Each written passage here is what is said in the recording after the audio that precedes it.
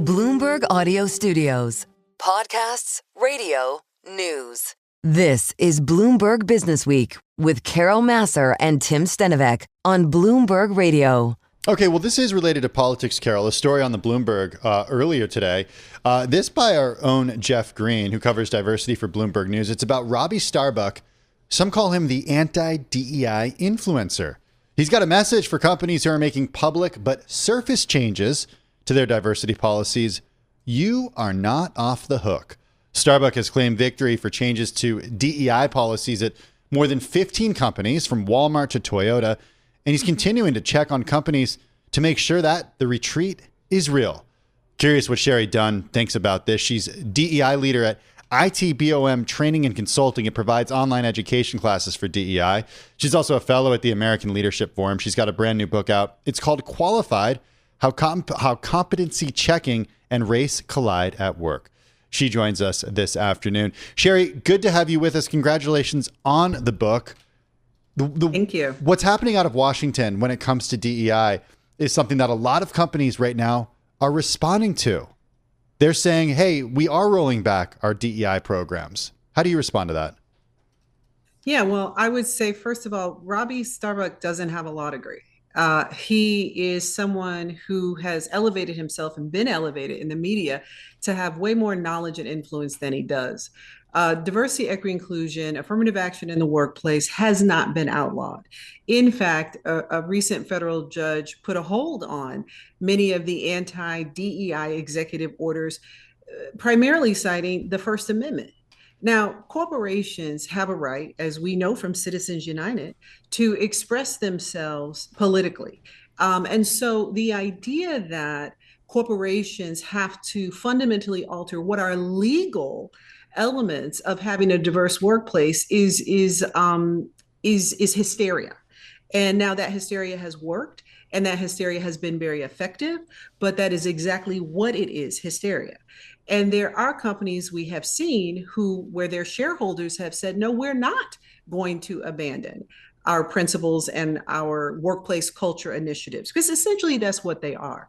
Any corporation or business in this country that works internationally has been doing what we call diversity, equity, inclusion for years. That means understanding the workforce that they have, being inclusive of their needs, being equitable in their pay. So, my response to Robbie Starbuck and to people who fold is that you're folding because you want to, because he does not have, in fact, the weight of law on his side as it relates to workplace. Do you think he has the weight of the way that Americans feel about these policies? As Carol mentioned earlier, we did have close to half the country vote for the president, and part of that platform did include the idea of rolling back what he said, his words are woke policies.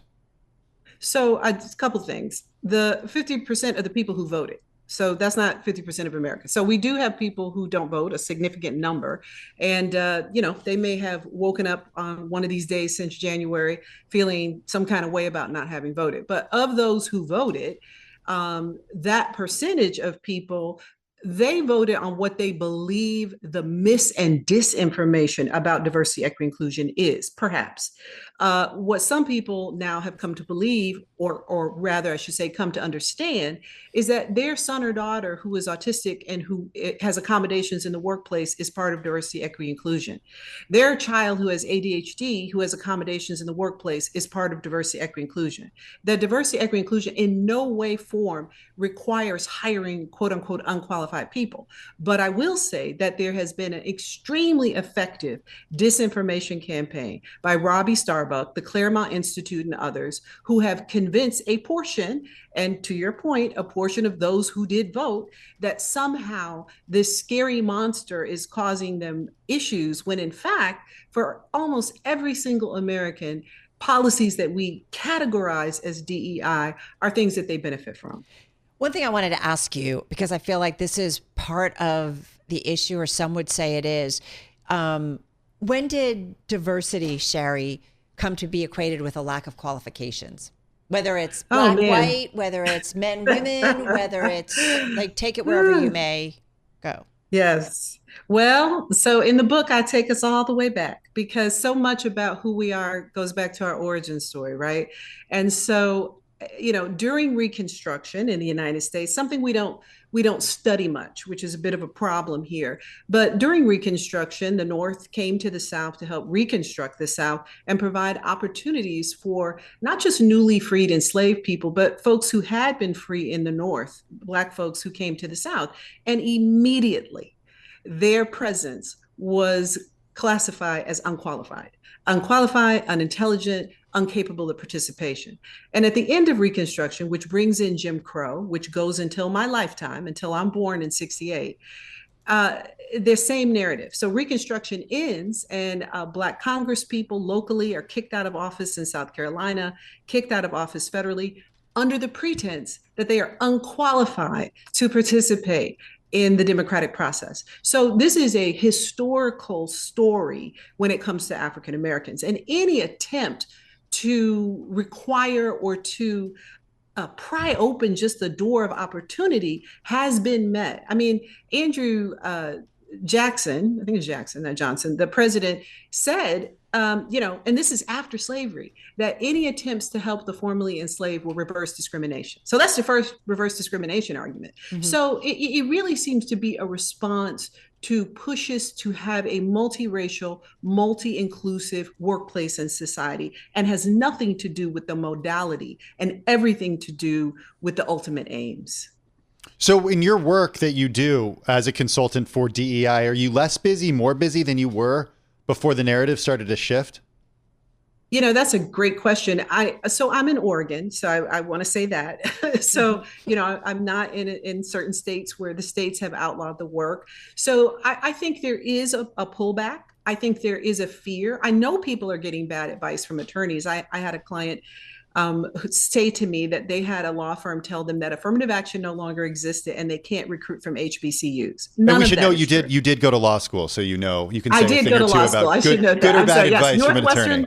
Yes, Northwestern Pritzker Law School, right? So to have a law firm say that to a client was just shocking, And so I've seen more coaching. I'm doing more individual coaching, and of course, right now I'm promoting my book and I'm doing that kind of work. But I would say overall, there's definitely been a depression in the market for the work, which is unfortunate because my work is also about cross-cultural communication, how we communicate better in the workplace across our differences. My work is also about business strategy. I worked with a top consumer brand company to figure out how to have a blow dryer that's more accessible. That's more money, more market share. So it's unfortunate that this kind of chilling, you are definitely seeing it. But then again, like I said, I'm in a state where we'll probably see it less because we have a lot more state level protection and desire to continue in this work. Is that where it happens? Does it happen at the state level? Because it's getting at the federal level, we know what's happening. So is this going to be up to the states? Well, I think partly the states create that fear. And, in Texas, Texas itself is enacting its own laws. And then the federal, so that's creating a lot more of that, fear tunnel of fear. But I would say that states will try. And it sounds like this administration no longer believes in states' rights when it comes to certain things. And so consequently, states may have to go to court for their ability. And I also think corporations are going to have to put on their big boy and big girl pants. Citizens United has given them a roadmap. Now, Citizens United as a case, just in the very simple explanation, holds that corporations have the ability to have political speech. And I would say that attempts to prevent a corporation from engaging in diversity, equity, inclusion work, which we can define multiple ways, puts them at a market disadvantage, both locally and internationally. And so I actually think corporations are going to have to put their big boy and big girl pants on and take some of these issues to the mat. There is no world where DEI mandated hiring of unqualified people. That is a myth. That's the same myth that came with affirmative action.